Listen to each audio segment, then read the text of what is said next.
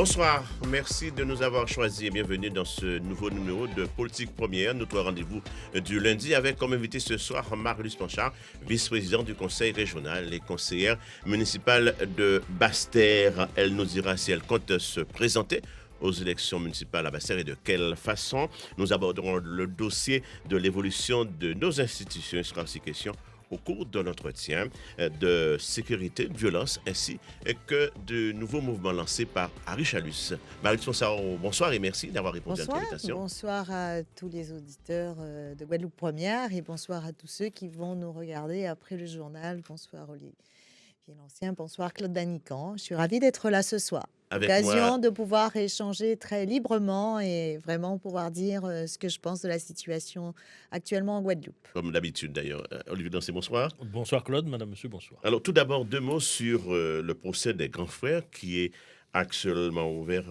en Martinique, un procès localisé en raison de problèmes de sécurité. Le président Harry Chalus a d'ailleurs été cité comme témoin. C'est un dossier complexe. Quel en est votre sentiment ?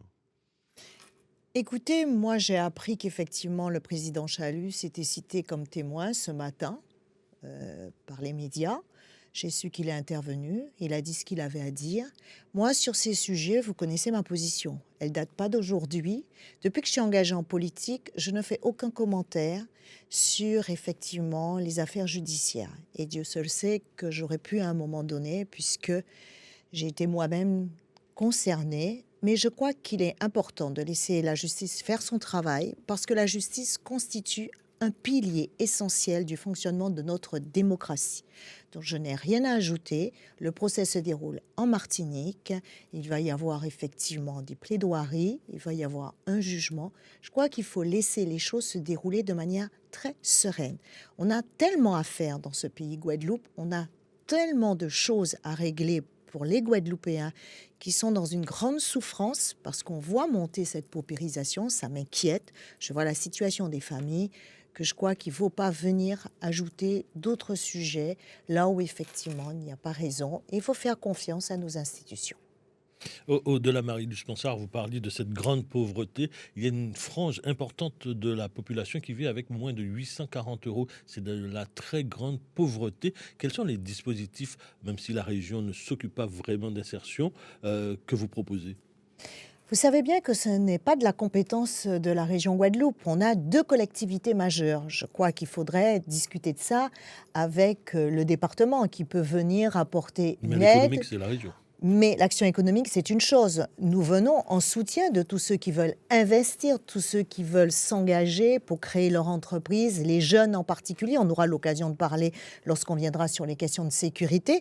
La jeunesse, on l'a accompagné. Le président Chalus, vous savez que c'est un peu l'ADN de son engagement politique et qu'on a un programme très important en matière, effectivement, de politique en faveur de la jeunesse. Ça date pas d'aujourd'hui, ça fait plus de 10 ans. Cela étant, la question du pouvoir d'achat, c'est aussi des sujets qui ne nous concernent pas directement. On ne peut pas agir puisque ce n'est pas nous qui fixons le SMIC et que bien évidemment, cette question doit être débattue au niveau du Parlement pour savoir qu'à un moment donné, peut-être il faut augmenter les salaires. Ça permettra d'ailleurs de soutenir la consommation, ça permettra de faire vivre l'économie. Donc ce sont des sujets qu'il faut aborder peut-être aussi avec les parlementaires, mais c'est une vraie difficulté. On ne peut pas vivre avec ce niveau de revenus et on voit bien la montée de cette paupérisation. On voit aussi le cas pour nos jeunes étudiants. Donc c'est un vrai sujet et c'est un sujet qui actuellement m'inquiète particulièrement parce qu'une société où il n'y a pas une classe moyenne, une société où il n'y a pas sur ces sujets-là un minimum, je dirais, de cohésion sociale, vous savez, on n'est pas à l'abri d'aucune difficulté par la suite et puis ça favorise aussi une économie parallèle, une économie illicite. Et on sait aussi que c'est souvent dans les sociétés où il y a une montée de la paupérisation, on voit arriver le narcotrafic, on va arriver beaucoup effectivement de ce mode d'économie qui peuvent déstabiliser nos sociétés. Une pauvreté qui peut justement engendrer à la fois l'insécurité et la violence. On l'a vu depuis le début d'année, 4 homicides en quasiment 8 jours, 10 jours, moins de 10 jours. Au-delà de ce qui est proposé jusqu'à maintenant, qu'est-ce que vous proposez comme solution, vous, pour, je dirais, enrayer ou juguler ou en tout cas ralentir un peu tout cela? Écoutez, si je devais proposer une solution miracle, je ne serais pas sincère.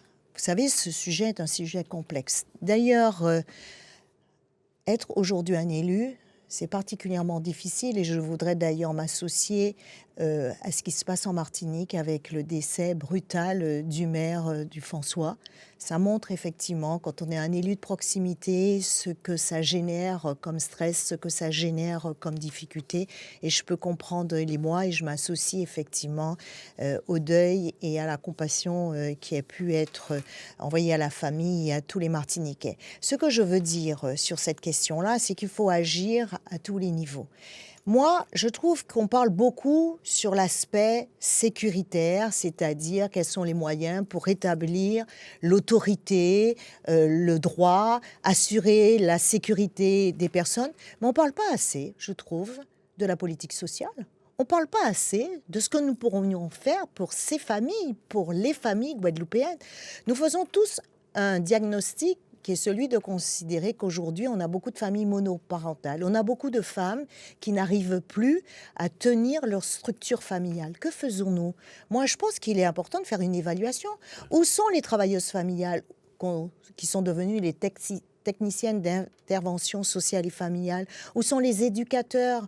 Où sont effectivement les conseillères économie sociale et famille? Toutes ces personnes qui allaient dans les familles. Là, vous égratignez le conseil départemental? Je n'égratigne personne. Moi, je veux qu'on agisse, qu'on arrête de faire des colloques, qu'on arrête de dire il suffit de... Il faut effectivement regarder de plus près et chacun peut apporter sa pierre à l'édifice. Et moi, je pense qu'il faut aller dans les familles. Il ne suffit pas de faire des Facebook Live. Il ne suffit pas de faire effectivement des réunions d'information. Les gens ne viennent pas. Il faut que nous allions comme ça se faisait par le passé. Je vous le concède, il faut rentrer dans les familles parce que ça commence dès le jeune âge. C'est pas normal qu'un enfant de 7 ans puisse aller à l'école avec une paire de ciseaux. Il y a un problème dans la famille et il faut que la mère prenne conscience. Et c'est pas en stigmatisant ces familles, c'est en faisant un travail, je dirais, en discrétion, en mettant la mère en confiance qu'on arrivera à recréer son niveau doit des faire valeurs. l'effort. Et c'est pas facile, je vous le concède, Marie-Lise Planchard. Vous avez été ministre. Est-ce que vous avez le sentiment que dans cette situation chez nous, l'État fait ce qu'il faut? Un tel taux d'homicide à Marseille ou à Paris, eh bien, c'est le bon au gouvernement. Est-ce que vous avez le sentiment que le gouvernement fait ce qu'il faut? Je considère aujourd'hui que les moyens sont certes insuffisants et que là-dessus, il faut progresser. Mais ça ne va pas suffire. Et puis, ça ne doit pas être la seule réponse. Moi, la réponse, elle est aussi auprès des familles. Elle est vraiment à ce niveau-là. Parce que si on ne règle pas, on a un problème dans notre société. Notre société n'est plus une société où on transmet les valeurs. Il n'y a plus ce lien intergénérationnel. On n'apprend pas à nos enfants, dès l'âge de 5 ans, de respecter les aînés, d'obéir, de la politesse, du savoir-faire. On est dans une société où c'est la montée de l'individualisme et qu'on a le sentiment, le message qu'on adresse aux jeunes, c'est de dire vous allez réussir quand vous allez avoir un pouvoir d'achat qui va vous permettre de consommer, d'acheter le dernier iPhone, mais on ne transmet pas ce qui permet une cohésion sociale. Et ça, c'est extrêmement important. Si vous ne le faites pas, vous fragilisez la société et vous n'arrivez à rien construire. C'est la loi du plus fort et on le voit à tous les niveaux. La violence, elle est partout. Elle est dans les familles, elle est dans les clubs. On voit bien dans les mouvements, parfois un peu des rencontres sportives, la violence qui existe. Elle est entre les élus que nous sommes. Il n'y a plus le respect de la personne. Et ça, comment vous faites ? Monsieur Danican, c'est la question des valeurs, parce qu'il n'y a plus de transmission. Parce qu'avant, une mère de famille, même si son fils n'avait pas forcément réussi comme elle pouvait l'espérer sur le plan professionnel, mais elle lui avait transmis un certain nombre de choses, qu'il s'habillait correctement, qu'il respectait sa grand-mère, qu'il allait régulièrement voir ses aînés, donner un coup de main à son voisin. Il y avait cet esprit de fraternité. Elle en était fière, mais tous ces éléments-là, ils ont disparu. Ces petites choses qui constituent l'essentiel. Non, c'est essentiel dans une société. Regardez ce qui se passe dans le monde en général, dans les sociétés où on a perdu cela. On voit bien comment on arrive aujourd'hui si on n'est pas en capacité de préserver cela. Moi, vraiment, je pense qu'on doit agir à ce niveau-là. Et c'est ce qu'on fait lorsqu'on fait le plan Action Jeunesse. Le président, au niveau de la région, a souhaité qu'il y ait effectivement des personnes pour accompagner les jeunes, individuellement, ce n'est pas une action collective. Il y a un moment donné, il faut être vraiment en proximité avec les personnes qui en seraient en réelle difficulté. Pour arriver à ce niveau d'interventionnisme, est-ce qu'il ne faudrait pas faire évoluer les choses, faire évoluer le statut ? Alors moi, je fais partie des personnes qui considèrent qu'effectivement, ce ne serait pas sincère de ma part si je disais qu'il faut qu'on reste comme nous sommes actuellement. Il faut faire évoluer nos institutions. Nous faisons tous le constat qu'effectivement, il faut revoir la répartition des compétences, il faut revoir le partenariat entre l'État et les collectivités majeures. Et il faut le faire non pas pour une question de pouvoir. Moi, le pouvoir, ça ne m'intéresse pas. Ce qui m'intéresse avant tout, c'est de m'assurer que les politiques publiques que nous mettons en place, elles sont efficaces. Parce qu'il s'agit des impôts des Guadeloupéens, des impôts des Français. Donc on a cette obligation de résultat. On l'oublie toujours. Et dans ce schéma-là, effectivement, il faut aller au fond des choses. Il ne faut pas faire une évolution pour une évolution. Il ne faut pas dire, si on ne fait pas l'évolution, on est un homme du passé, on est conservateur et que c'est un axe de progrès. Il faut regarder les choses dans le fond. Et moi, ce que je regrette souvent, ici en Guadeloupe, et d'une manière générale, on est devenu une société de communication. On ne rentre pas dans le détail. On ne regarde pas par rapport à ce qu'on propose. Quel est l'impact ? En clair, quel contenu pour quel contenant ? Quel contenu, quel contenant, ça dépend de ce qu'on souhaite. Et ce qu'on souhaite, on ne le souhaite pas simplement d'un point de vue idéologique. Il ne s'agit pas de dire on veut un pouvoir normatif. On veut le pouvoir normatif, pourquoi ? Et si on le demande, quel est l'impact de cette compétence que nous prenons ? Est-ce que nous sommes en capacité de l'assumer ? Est-ce que derrière, ça ne va pas créer d'autres dysfonctionnements ? Ce n'est pas un sujet qu'on doit prendre à la légère. C'est un sujet qui va... On pourrait considérer... Notre génération, on y va. Et puis ce sont ceux qui seront après nous qui vont se débrouiller avec ce statut. Je pense que c'est irresponsable de faire ça, parce que c'est un sujet d'avenir qui ne concerne pas forcément la classe politique qui est en exercice actuellement, mais qui concerne ceux qui vont demain exercer le pouvoir en Guadeloupe. Donc il faut faire extrêmement attention, ce d'autant que vous avez, permettez-moi d'ajouter, un autre élément, qui est celui du contexte national et international. Et notamment, on aura peut-être l'occasion d'en parler, la position de la Guadeloupe et de la Martinique dans l'espace caribéen, avec effectivement un pays comme les États-Unis qui renoue à la fois avec une politique impérialiste, où on voit bien que c'est le rapport de force. Comment les autres pays de la Caraïbe vont se comporter, c'est important de regarder tout ça. Le projet issu du dernier congrès n'a pas été pris pour de bonnes raisons ? Le projet qui a été adopté au Congrès, on a très clairement dit qu'effectivement, pour nous, peut-être il y avait trop de compétences. En tout état de cause, ce que je constate, c'est que sur ces résolutions, d'ailleurs, c'est pas moi qui le dis, moi, je l'avais vu, puisque je n'ai pas pu participer à ce congrès, je le regrette profondément, mais il y a des choses qui sont un peu contradictoires entre notre volonté de rester une région ultra-périphérique et en même temps de demander un certain nombre de prérogatives au niveau de la fiscalité qui ferait que, de fait, nous sortirions du statut de région ultra-périphérique. Ce n'est pas moi qui le dis, même si je l'ai repéré dans les résolutions. Aujourd'hui, la ministre de l'Outre-mer le dit très clairement. Et elle propose d'ailleurs que nous puissions travailler cette question. Ça prouve bien quoi ? Ça prouve qu'on n'est pas allé suffisamment loin. Mais ça ne veut pas dire que lorsqu'on demande d'aller plus loin, que c'est une manière pour nous de retarder le processus. C'est surtout, nos amis de Saint-Barth, ils ont mis 10 ans pour faire ce changement.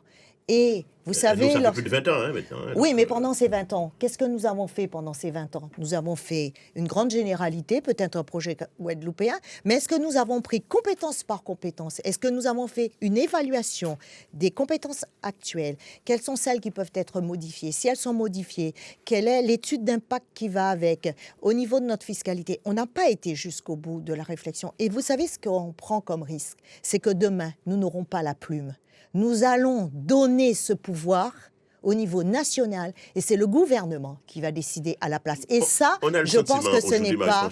Il n'existe plus de droite de gauche. La ligne de démarcation n'est même plus idéologique. C'est elle n'est pas idéologique. On est très net pour une évolution 74, ou on est dans le statu quo, voire une évolution à minima. C'est un peu ça. J'ai le sentiment qu'aujourd'hui, on est où on veut aller plus loin, où on veut... mais droite-gauche, ça n'existe plus. D'ailleurs, écoutez, la notion de droite-gauche... depuis 2015, avec la manière dont le président Macron a été élu, on a bien vu que les frontières aujourd'hui sont pas si étanches que ça. Donc ça n'a plus de sens. Moi, je pense que la politique aujourd'hui nécessite qu'on soit beaucoup plus pragmatique, qu'on soit rationnel et qu'on soit surtout dans quelque chose qui me paraît extrêmement important, c'est qu'on arrête de dire les choses par rapport à un électorat pour faire plaisir. Lorsque vous voyez un ancien Premier ministre vous dire que la colonisation n'est pas un crime contre l'humanité, simplement pour flatter un électorat de droite, je dis que faire de la politique ainsi, je crois que ça ne permettra pas au pays d'avancer. Il faut dire les choses. Moi, je n'ai pas peur de cette évolution, mais je ne veux pas aller devant la population en donnant le sentiment que derrière, je ne lui ai pas donné tous les moyens pour prendre la bonne décision. Parce qu'après, elle sera dans une démarche de se dire, quelque part, nous n'avons pas été sincères avec elle. Et comment voulez-vous instaurer un climat de confiance, et vous avez besoin de ce climat de confiance, si à minima, vous n'avez pas ce souci de transparence, de dire si effectivement, est-ce qu'il y aura une consultation dès 2026 et sur quelles questions? Je pense que si effectivement il y a une volonté pour le faire, il faut dire pourquoi nous le faisons et pas simplement qu'on découvre au fur et à mesure ce qui va se dérouler. Je pense que ce sont des sujets extrêmement importants qui engagent l'avenir de la Guadeloupe et on n'a pas le droit de faire les choses avancer pour avancer. Moi, c'est pas ma démarche. C'est peut-être pour ça qu'on a dit que je suis une femme de dossier. En tout cas, il y a bien quelque chose que je ne ferai jamais en politique. Je préfère perdre une élection, je vous dis très sincèrement, que perdre mon âme. Et je veux toujours être sincère avec moi et avoir ma conscience pour moi vis-à-vis des Guadeloupéens, parce que j'aime trop ce pays, j'aime trop les Guadeloupéens, pour avoir à un moment donné le sentiment que j'ai peut-être trompé et j'ai pas été sincère dans ce que j'ai pu dire. Même si ça choque, moi je fais partie de ces gens qui savent aujourd'hui dire non lorsque ce n'est pas possible. Beaucoup ne font pas ce choix-là. Beaucoup font le choix, un peu de populisme, un peu de clientélisme. L'essentiel, c'est d'être élu, d'avoir une écharpe. Ça m'intéresse pas. Ce qui m'intéresse, c'est de faire avancer mon pays. Marie-Luce Panchard, vous êtes en charge des questions européennes au niveau de la collectivité régionale. Il y a cet accord du Mercosur qui a été signé entre l'Union européenne et les pays d'Amérique du Sud. Quel est votre avis sur ça? Notre agriculture va en pâtir? Alors, juste une petite précision, je n'ai pas en charge le dossier des affaires européennes. Le président m'a confié dans la deuxième mandature le développement économique, mais comme ce sont des sujets qui m'intéressent, je suis effectivement ce dossier de près. La question effectivement du Mercosur, c'est un sujet qui est un sujet à la fois au niveau national, mais un sujet pour nous. Et effectivement, on peut se poser la question comment, au travers de cet accord, nous pourrions permettre des relations avec les pays de la Caraïbe, les pays qui sont voisins de la Guadeloupe et de la Martinique. Simplement, il faut le faire toujours, et je le dis très clairement, il faut regarder la question effectivement des normes.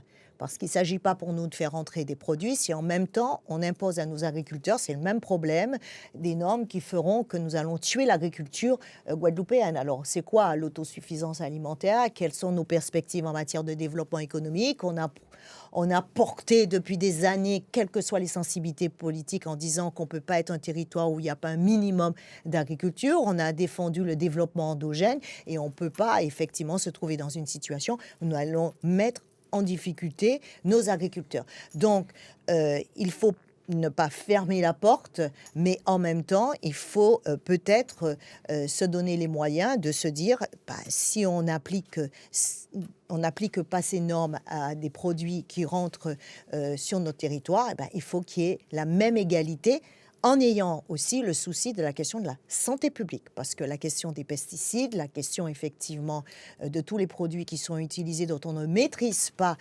toujours le niveau d'utilisation dans ces pays d'Amérique du Sud, il faut quand même faire attention quand on voit l'augmentation du nombre de cancers, et on a l'exemple du chlordécone, donc faisons attention effectivement sur les conséquences pour la santé des Guadeloupéens. C'est aussi une bonne opportunité pour le Grand Port Caraïbe, avec le Grand Port Caraïbe qui est en cours de construction.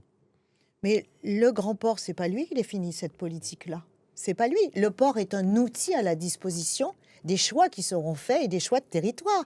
S'il y a une demande, effectivement, pour développer des routes maritimes parce qu'on a un fort besoin d'importation, le port va jouer son rôle. Mais ce n'est pas le port qui définit la politique de développement économique. Le port est un acteur majeur, c'est-à-dire qu'il doit être compétitif, il doit donner une plateforme qui permet effectivement de remplir ses enjeux, mais ce n'est pas lui qui va définir la politique de ce territoire en matière de développement économique. Par contre, nous devons être au rendez-vous. Par contre, nous avons peut-être une carte à jouer. Avec ce qui se passe dans le monde, on le voit quand on entend les positions du président américain, il va y avoir une modification des routes maritimes et demain, peut-être que le port de Pointe-à-Pitre et le port de Martinique peuvent être aujourd'hui un espace sécuritaire pour le transport des marchandises, surtout lorsqu'on voit ce qui se passe au niveau du narcotrafic. C'est pour ça, dans le projet stratégique, nous avons voulu à la fois accroître la compétitivité de ce port et le sécuriser au maximum. Et nous souhaitons, dans le cadre d'un projet Cariport, obtenir un label sur ces sujets-là, mais aussi un label sur les questions environnementales, parce qu'il faut préserver notre biodiversité. Il ne faut pas que le port détruise la mangrove, il ne faut pas que le port détruise ce qui fait la richesse de la Guadeloupe, parce que aussi le port a cette mission de s'assurer que effectivement nos milieux naturels vont préserver la Guadeloupe en cas de phénomènes climatiques et de phénomènes cycloniques. Dans cette émission, Marie-Luce Planchard, nous avons controverse, une invitée qui va vous interroger.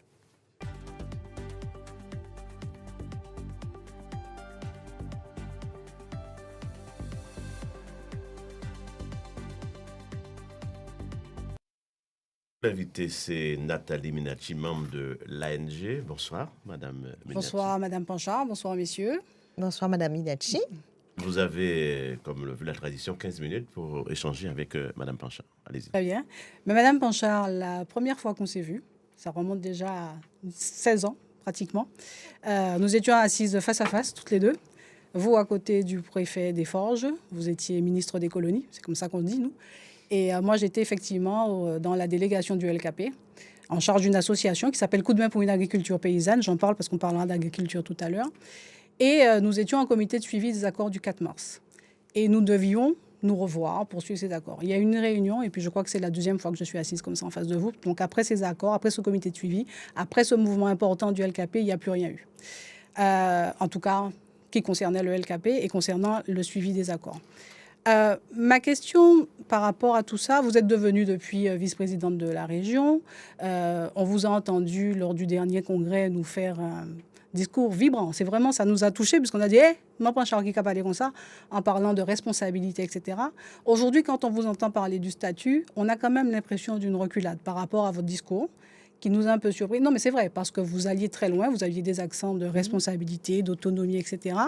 Et le sentiment qu'on a, c'est que, comme le président Charles Luce a parlé d'article 73 renforcé, on ne sait pas très bien ce que c'est, l'article 73 renforcé, et que, vous avez parlé du statut de façon générale, mais comment vous situez-vous réellement? Comment est-ce que les Guadeloupéens peuvent comprendre où vous êtes réellement entre le 73 renforcé du président Charles Luce et le 74, un peu machin, du président Losbar?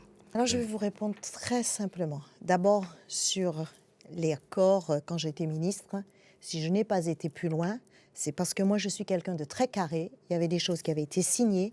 Je répondais et je travaillais par rapport à la signature de l'État et je ne voulais pas aborder des sujets qui n'étaient pas dans cet accord. Donc, l'incident est clos. Donc, moi, je ne fais pas des réunions pour faire des réunions. Ça, c'est la première chose. S'agissant de l'évolution institutionnelle, je n'ai pas changé par rapport à mon discours de 2024. Je suis pour cette évolution institutionnelle parce que je considère aujourd'hui que les lois de la République ne peuvent pas s'appliquer dans beaucoup de domaines de la même manière qu'en métropole. Et d'ailleurs, c'est une revendication qu'on commence à voir apparaître pour d'autres régions en proximité de pays comme l'Italie, etc. Donc, ce sujet-là, je l'ai travaillé depuis très longtemps et je suis pour ce pouvoir normatif. La seule chose que je dis, c'est que pas parce qu'on veut faire quelque chose, on doit faire n'importe quoi. Et qu'est-ce que c'est que 74-73, d'ailleurs, ce n'est pas moi seulement qui avais posé cette question, parce que souvenez-vous, à l'époque où Mme Borel-Lincertin était présidente de région, lors d'un congrès, on avait dit qu'il fallait faire une fusion. On veut une fusion, pourquoi? Des deux articles. Et on a dit 73 renforcé parce que le président Macron est dans l'incapacité de faire une révision constitutionnelle. Nous voulons une fusion des deux, parce qu'à la fois, nous voulons qu'il y ait un caractère automatique pour les compétences que nous n'allons pas prendre, parce que le Guadeloupéen est attaché notamment à la solidarité nationale. Dans le domaine, si nous ne prenons pas la santé, il faut que dès lors qu'une loi est votée, qu'elle puisse s'appliquer automatiquement. Et pour le reste, moi, pour le 74, c'est très clair, Saint-Martin a du 74, Saint-Barth en a, Saint-Pierre et Miquelon, je sais comment ça fonctionne, il suffit que ce soit cadré dans une loi organique, ça ne me fait pas peur. Or, j'étais quand même au pouvoir et je connais le fonctionnement des institutions de notre République. Certains pensent que parce qu'ils n'ont pas pris la compétence, que la loi va s'appliquer de manière automatique. Ce n'est pas vrai. Dès lors que vous allez dans le 74, et c'est ça qu'il faut clarifier avec l'État, vous êtes tenu de consulter la collectivité qui aura fait ce choix, parce qu'il peut y avoir des conséquences. Le fait que vous appliquiez le droit commun sur une disposition que vous avez choisie. Et qu'est-ce que les petits malins de la technostructure... Vous rentrez effectivement dans les politiques publiques et dans le détail. Non, mais moi je voulais rester sur... Mais je ne change pas parce que... Non, je vous demande, je vous ai pas dit de changer, je voulais simplement que vous clarifiez un certain nombre de choses. Mais comment? Parce que là, on rentre effectivement dans le détail de la loi organique, etc., du fonctionnement de l'État. Mais moi, je vous parlais de politique.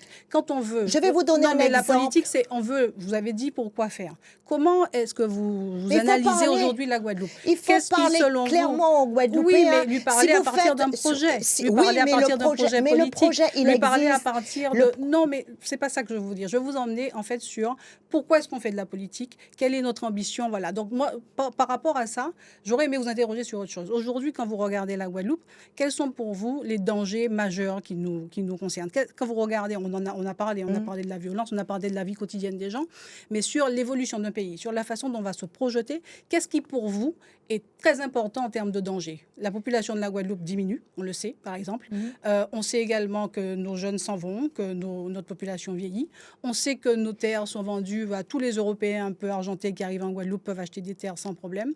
Donc, on disparaît petit à petit. Voilà. Donc c'est pour ça que je voulais vous emmener sur ça. Et par exemple, on sait également qu'on est très vulnérable. Vous êtes présidente du conseil d'administration du port, vous savez comment on est dépendant de l'extérieur pour nous nourrir, pour notre énergie. Donc tout ça, ce sont des éléments qu'on met dans une politique. Après l'habillage, etc., il y a des gens qui sont le faire, mais on ne peut pas mettre l'habillage avant la volonté politique, avant le dessein politique. La volonté politique, moi ce que je veux vous dire, la volonté politique, elle existe. Elle est très forte chez moi. Simplement, moi je ne crois pas, je ne fais pas confiance à la technostructure à Paris pour nous aider à construire notre loi organique. Et si nous n'avons pas les éléments pour se défendre, moi je propose effectivement, il faut éviter que dans le projet qui est le nôtre, que nous mettions la Guadeloupe dans une situation de repli sur elle-même, où elle n'aurait pas la possibilité de s'ouvrir. Donc c'est pour cela qu'il faut... Vous ne trouvez pas qu'elle est trop ouverte en ce moment ? En étant intégrée dans l'Europe, en ayant tous les Européens qui peuvent venir en Guadeloupe comme ils veulent.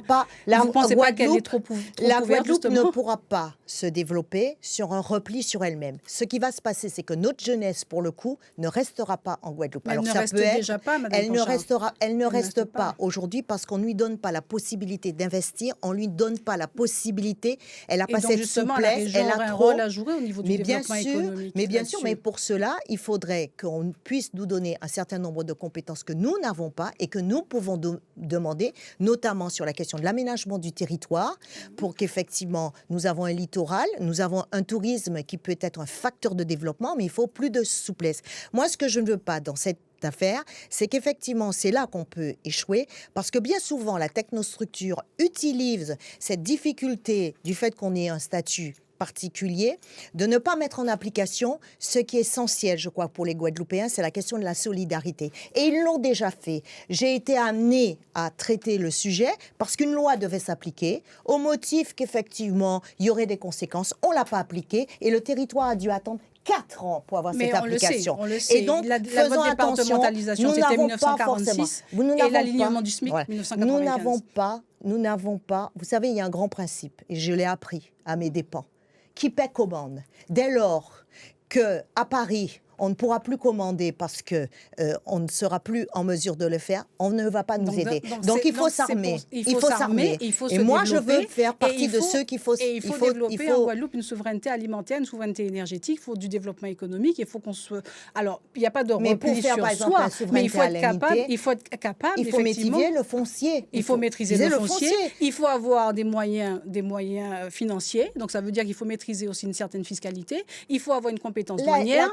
Par exemple, la compétence douanière, on ne peut pas l'avoir. La question de la fiscalité, c'est une question essentielle. Est-ce qu'aujourd'hui, nous n'avons pas intérêt à faire les choses en deux temps? C'est, pour l'instant, il faut qu'on reste quand même dans le statut de région ultrapériphérique parce que sans les fonds européens, nous n'aurions jamais pu faire les investissements que nous avons faits et attendre effectivement, pour un moment donné, appliquer, je dirais, le tarif douanier. On peut pas changer la Guadeloupe du jour au lendemain. Non, ça c'est clair. On peut pas changer. On n'a pas de baguette magique. On n'a pas de baguette magique. Par contre, il faut, je pense, dire à la population très clairement quel projet politique, vers quoi on l'amène. Et ça, le travail, parce que si vous convainquez une population de vous suivre, eh bien à ce moment-là, vous aurez les moyens politiques d'aller échanger avec la technostructure à Paris. Mais si vous êtes seul à avoir de la technostructure et que personne... Donc, il est clair pour nous, et c'est pour ça, nous, à l'ANG, on essaie effectivement de sensibiliser les Guadeloupéens, de leur expliquer comment ça fonctionne, qu'ils pratiquent leur pays et qu'ils comprennent ce qu'ils sont capables de développer eux-mêmes dans leur pays. Mais il faut absolument qu'on soit beaucoup plus responsable chez nous et qu'on ait les moyens de nous développer.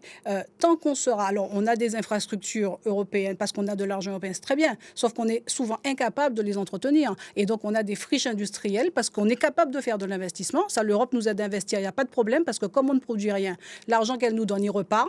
Et nous, ici, on est capable d'entretenir ces infrastructures. Il faut savoir, effectivement, il faut travailler sur la question des recettes. Quelles sont demain les recettes? Il faut travailler sur les recettes et il faut avoir également un développement qui nous ressemble et non pas essayer de calquer sur des modèles européens, des grandes infrastructures. Moi, je ne veux pas calquer sur le modèle européen. Mais pas vous. Ce que je veux dire, c'est que n'oublions pas quand même qu'il y a la question du pouvoir d'achat des Guadeloupéens et cette question du pouvoir d'achat des Guadeloupéens pèse aussi sur le modèle économique que nous souhaitons.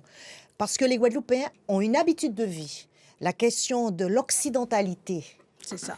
Elle est très forte. Vous ne pouvez pas passer de... Et vous pensez qu'on a les moyens de continuer à vivre à l'occidental avec tout ce qui nous arrive? Non. Alors, pas politiquement, mais ne serait-ce qu'un sur un autre aspect. Sur ce qui nous arrive avec le développement, avec le réchauffement climatique, avec le problème des ressources fossiles. Vous croyez qu'on peut encore continuer à vivre à l'occidental? On ne peut pas vivre comme ça. D'ailleurs, de toutes les manières, tous les pays seront obligés de revoir leur modèle parce qu'on ne peut pas détruire notre planète. La seule chose que je voudrais vous dire en conclusion, c'est que moi, je suis très vigilante. Pourquoi?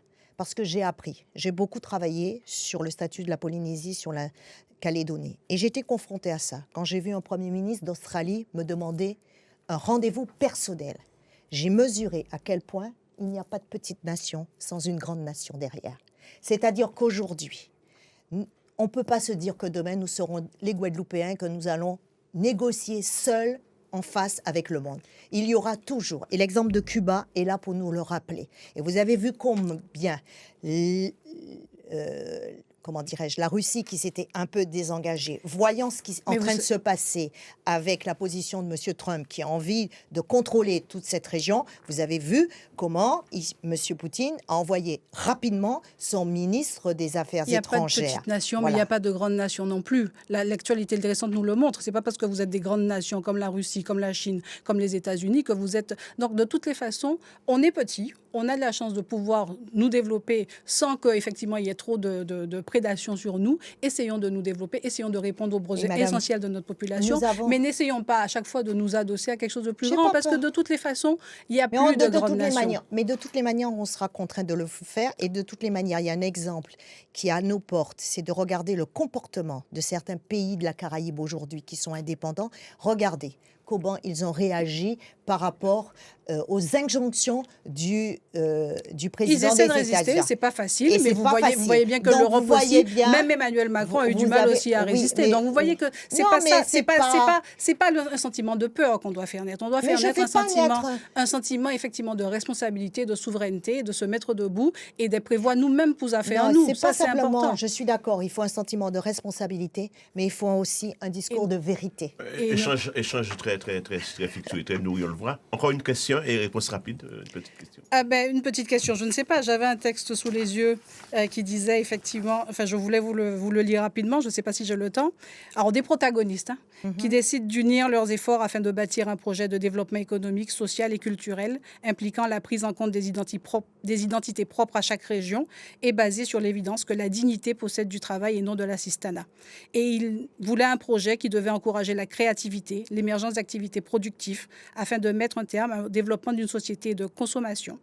Ce projet doit également rompre avec le cycle infernal de l'emploi assisté pour favoriser la création et le développement d'entreprises. Est-ce que vous avez une idée d'où vient cet extrait de texte? Mais ça me parle. Bien sûr. Parce que j'ai appartenu à un gouvernement, on disait travailler plus pour gagner plus. C'est vrai. Et on a valorisé le travail. Et à l'époque, ici, quand je suis venue en ma qualité de ministre... C'était pas ça. C'est pas là que je vous amener. On m'avait dit... C'était pas sur le travailler plus pour ça, gagner plus de Sarkozy. On m'avait dit effectivement que le fait de l'avoir dit, que c'était une façon de se désengager de la Guadeloupe. C'est pas vous, c'est pas l'ANG, mais c'est un parti politique qui l'avait dit. L'auteur, c'est un extrait de la déclaration de Basse-Terre, signé par Lucette Michaud-Chevry, Antoine Karam et Alfred Marie-Jeanne en 1999, bien sûr. Et donc, 27 ans après, malheureusement, nous souhaitons effectivement qu'on se mette au travail et qu'on fasse rêver les Guadeloupéens de la Guadeloupe et qu'ils soient effectivement Guadeloupéens chez eux. Nathalie Minacci, merci. Je vous laisse regagner les coulisses. Merci beaucoup pour cet échange. Très intéressant. Marie-Lise Panchard, il y a la question des municipales. En mars prochain, il y aura des municipales. Est-ce que vous serez candidate tête de liste pour ces élections ? Bien évidemment, je m'attendais à ce que vous me posiez la question. Je ne peux pas venir à votre émission à quelques semaines des élections municipales et de ne pas vous apporter une réponse. Moi, je voudrais, à l'occasion, effectivement, de cet échange, vous parler de Basse-Terre, vous dire que moi, je ne reconnais pas ma ville. Les Basse-Terriens ne reconnaissent plus Basse-Terre. J'ai entendu un de vos confrères dire que Basse-Terre était la belle endormie, ce qui prouve bien qu'effectivement, on a voulu changer cette équipe au motif qu'il fallait rebâtir Basse-Terre, mais en fait, on a passé son temps pendant ces 6 années à démolir le chef-lieu, des réalisations qui ont été portées. Il y avait un déficit aussi. Oui, mais vous savez, il y a eu un déficit à Capesterre, il y a des déficits, il faut savoir gérer une ville avec un déficit. Ça ne m'a pas empêché de gérer la ville de Basse-Terre, de faire un certain nombre d'investissements, et j'avais hérité d'un déficit à l'époque. Ce que je constate, c'est qu'on a voulu... peut-être revoir la destination du parking, on n'y est pas arrivé.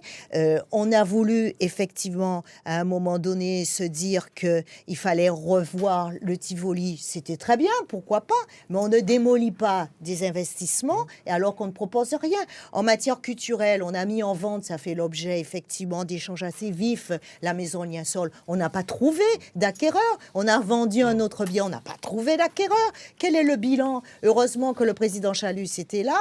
Heureusement qu'effectivement, ils ont pris quelques idées du projet Cœur de Ville, parce que c'était mon projet. Mais quel est le bilan de cette équipe? Et les rares opérations qui étaient intéressantes, notamment autour des mobilités douces, les fameux 3 tuk-tuk, vous allez me demander où sont-ils? J'ai cru comprendre qu'ils étaient en train d'être abandonnés. Ils sont dans les services techniques. Marie Panchard, vous avez laissé une dette de 7 millions de déficit de 4 millions. Je n'ai pas laissé une dette. Alors, monsieur Danican, non, je ne laisse pas dire. J'ai eu effectivement un compte fournisseur qui était déficitaire parce que la communauté du Grand Sud Caraïbe devait à la ville de Basse-Terre 6 millions. Ce que le maire de Basse-Terre aujourd'hui est confronté à la même difficulté que j'ai eue. Le déficit de la ville de Basse-Terre était de 1,5 million. Mais on fait la confusion entre dette fournisseur et déficit. Mais en tout état de cause, je vous le dis et je vous l'annonce, le déficit, il est de nouveau au rendez-vous. Depuis le compte administratif 2024, on le voit simplement avec les restes à réaliser. Il a pu annoncer une situation excédentaire. Mais sans le quorum, sans l'aide de la région, et d'ailleurs le président Chalus le dit à juste titre, beaucoup de communes sont sorties d'une situation déficitaire. Un peu grâce à la région. Un peu grâce à la région, parce que il eût fallu que la ville supporte les travaux qui ont été réalisés à Rivière-des-Prés. Ça aurait été impossible. Ça aurait été impossible. Certains sont déjà en campagne, ont fait leur déclaration de candidature. Alors, levez le suspense, Marie Panchard. Vous y allez ou pas? Alors, monsieur Danican, écoutez, je vais vous terminer en vous disant, quand je suis arrivée il y a 10 ans en Guadeloupe, C'était courageux de ma part, parce qu'on voit bien que les Guadeloupéens qui ont eu un parcours qui pourrait être intéressant, le mien, je pense, pouvait quand même intéresser la Guadeloupe. On ne s'intéressait pas à moi à cette époque. On s'intéressait surtout par le fait que j'avais une filiation avec Lucette Michaud-Chevray et qu'il fallait tout faire pour que je n'existe pas. Vous vous êtes émancipé depuis. Je me suis émancipée. Alors moi, je vous dis très clairement, le dépôt des listes est fixé au 26 février. Attendez la date du 26 février. Les Bastériens, on veut savoir, Madame Panchard. Oui, mais les Bastériens, la réponse, vous savez... on l'a déjà. Non, on l'a déjà, mais dites-le de votre... Non, la réponse aux Bastériens, c'est d'abord à tous ceux qui m'ont tendu la main, qui ont été à mes côtés. Je leur dois cela. J'ai un profond respect pour les gens que j'ai trouvés au moment où je suis arrivée, qui était un moment particulièrement difficile, aux alentours des années 2012. C'était pas simple, vu le contexte, vu ce qui se jouait dans le sud Basse-Terre. J'ai trouvé des gens qui m'ont soutenu, qui m'ont accompagné. C'est à ces personnes que je vais apporter la réponse et ça se saura très prochainement. Vous continuez les rencontres avec les Bastériens? Bien sûr. Vendredi, j'ai passé une agréable soirée. Je voudrais d'ailleurs féliciter mon ami Alain Moradel qui tient à permettre ces échanges entre tous les Bastériens, parce que Basse-Terre a une âme, Basse-Terre a une histoire, Basse-Terre a un patrimoine, et tout ça est en train aujourd'hui de mourir. Heureusement, il y a encore des Bastériens qui aiment leur ville, en tout cas j'en fais partie, mais je pense qu'effectivement, à l'occasion de cette campagne, j'aurai beaucoup de choses à dire, parce que vraiment, la belle endormie, je pense qu'elle risque très prochainement, si nous ne faisons rien, de rentrer dans un état comateux. Et beaucoup me disent, Madame Panchard, c'est la mort annoncée de Basse-Terre s'il n'y a pas un renouveau, s'il n'y a pas effectivement un souffle nouveau pour permettre à ce chef-lieu, d'ailleurs on ne parle même plus de chef-lieu, pour permettre à cette capitale administrative d'exister et de trouver toute sa place dans le paysage politique de la Guadeloupe. Dans cette émission, il y a aussi des questions citoyennes. Je vous propose de les écouter après le jingle.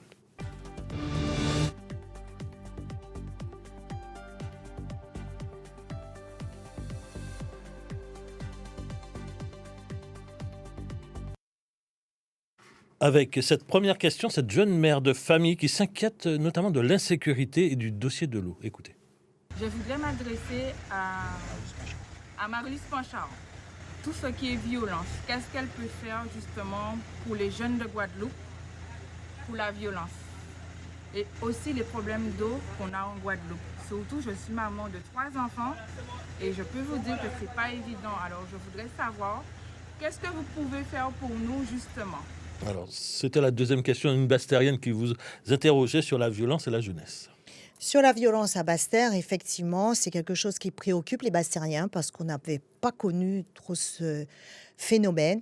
C'est un phénomène, je le dis et je le répète, même si on va mettre des caméras de visio pour effectivement savoir où se trouvent les zones de délinquance à Basse-Terre, mais pour moi, ça ne suffit pas.